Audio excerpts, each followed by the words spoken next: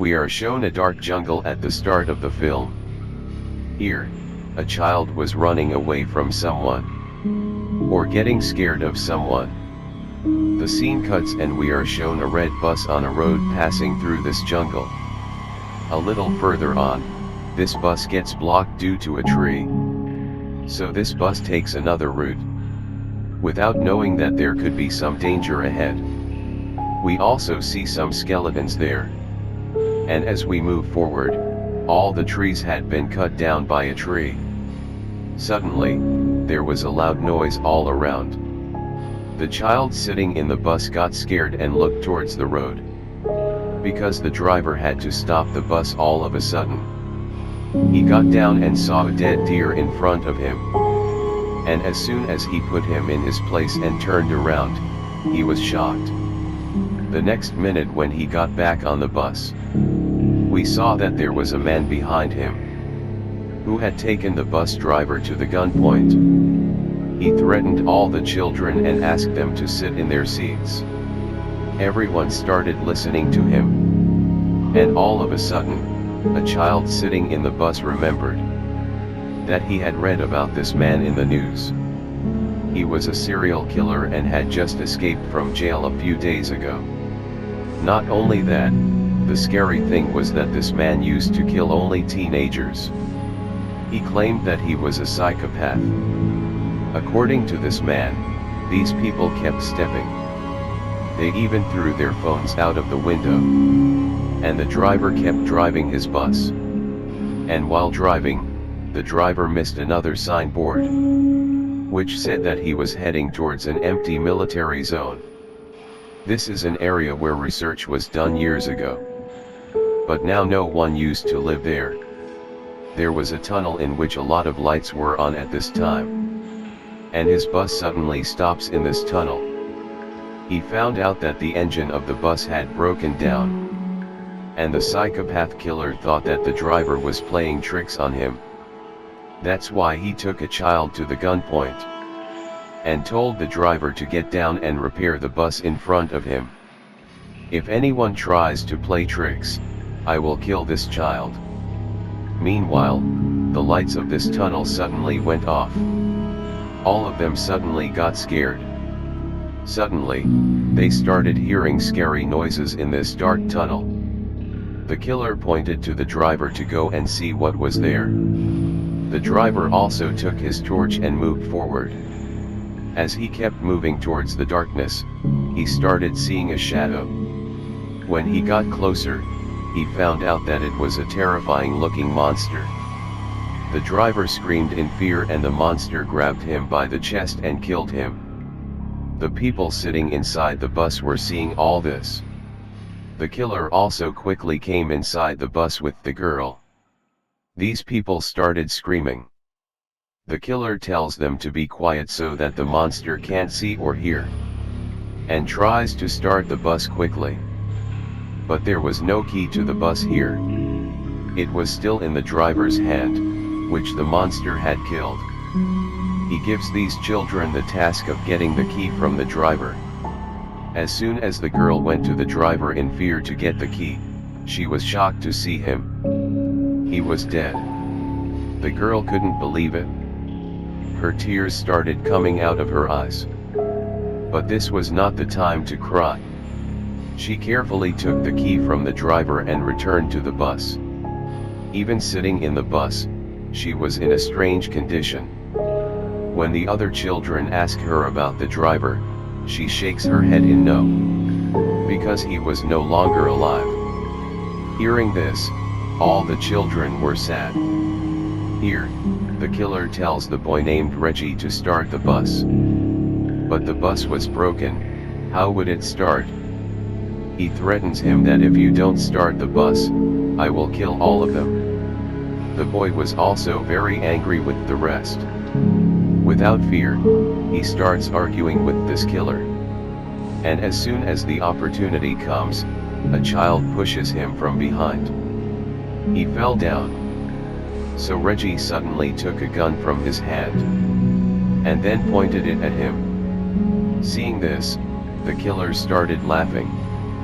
But he said, You can't kill me. Hey, you need a lot of courage to kill. Which you didn't lose. Before the boy did anything, he suddenly heard a voice from the bus roof. This voice destroyed everyone. And the killer took the gun from him again. Now the voices coming from the bus had also increased. Because of which all the children get scared. And in anger, the killer gets off the bus. And starts shouting, "Whoever you are, get out of the darkness. Face me." He was saying all this. Suddenly, his speech stopped.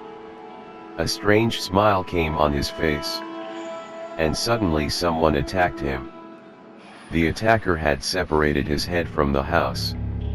And the children were shocked to see this from inside the bus. They were silent. Because they could see the creature of that man's head and that terrifying creature in the hand of the monster. He had a lot of tentacles in his hand, which he had stuck in this man's head. They didn't understand what to do. These people now decide to stay in this bus to save their lives. But until then, they couldn't hear any strange sounds from outside their bus. The door of the bus opened with a creaking sound. And they saw the big hands of that monster on the seat of the bus. This monster had come inside the bus. To escape from it, they started running down the other door of the bus. But this door didn't open. He had a torch in his hand. By mistake, when his face goes towards the monster, he notices that the monster is afraid of this light. Taking advantage of this, he kept the monster away from the light. By the time the door of their bus opened, they got off the bus. Keeping the light towards the monster, they kept running towards the light and reached a bunker. There was also a room in this bunker, on which there was a map of this whole place. Looking at this, they find out that this is a military base. And if this was a military base, then there could have been a light and a control panel here. And if they wanted to stay away from that monster, then somehow they had to turn on that control panel. So that the lights here would turn on and the monster would stay away from them. And finally, they were able to escape. They find the control panel and decide to turn it on. Keeping the map, they make a plan and think about where that control panel could be. Nolan and his partner go to find the power point. While sitting here, these three were spending their time in a strange way. Now no one, these two boys say that I have to go to the washroom. Finally, she couldn't go because she was scared. That's why Reggie went with her. Reggie was bothering her while talking to her. That's why now Queenie wasn't answering him. It's been a long time. When Queenie was turning towards him, he felt something strange. So finally, he turned around and saw that Queenie wasn't there. He lost his mind. Screaming loudly, he started looking for Queenie here and there. His other friend also found out that Queenie is missing. These people started looking for Queenie in this whole area. And finally, they reached a place where they saw Queenie. But at that time, there was a monster on Queenie. A terrifying monster that was about to bite Queenie on the neck and eat her. Queenie's condition was as if she was unconscious. Here Reggie shows the monster a fire and distracts it, while his other friend managed to get Queenie out of it. Queenie and the two of them quickly come here and start running away, without thinking that Reggie is not behind them. Actually, this monster had dropped a torch from the girl's hand, and it fell into the water and extinguished. And now the monster was about to attack her. Strange things come out of his mouth and fall on Reggie's face. And it was blood. Queenie and her friend finally woke up when they saw Reggie. These people couldn't do anything. And before this monster eats Reggie, suddenly, the lights come on here. Because of this, the monster got scared and left Reggie. and these people understand that their friends finally found the generator. Here Nolan and his companions who had found this generator and turned it on. They found a room nearby, in which a dead body was lying. And there were also a lot of pictures and notes. These notes only had information about its nature. It felt like someone had done a lot of research on its nature. And then as if he couldn't kill it. Anyway, reading all this was not their point. Their point was to get out of this house as soon as possible. That's why when they turn around, they see a strange shadow from a distance. Both of them got scared and stopped breathing, because it could have been a future monster. But it turned out that it was not a monster. In fact, it was his 3 companions, seeing whom they happily went to them. This happiness was only for a moment, because the next moment they saw a mark on Queenie's neck. It was a wound. A very deep wound, from which blood was coming out. It was because of that monster's bite. It could have been that now Queenie gets infected and turns into that monster. And one of them says that maybe we shouldn't keep Queenie with us. But these people don't do that. They keep Queenie with them, to get information about what is going to happen with Queenie. They go back to the same room, where they got a lot of notes about that monster.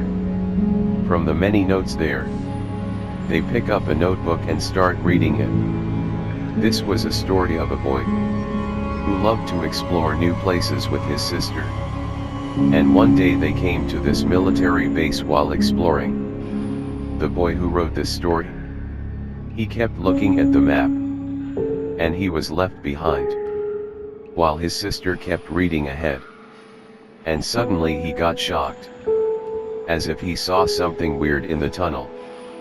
His brother was standing behind him. As soon as he looked at him, it was too late. There was a scream coming from the tunnel. He got scared, and instead of saving his sister, he started running towards the jungle, so that he can save his life and go from here.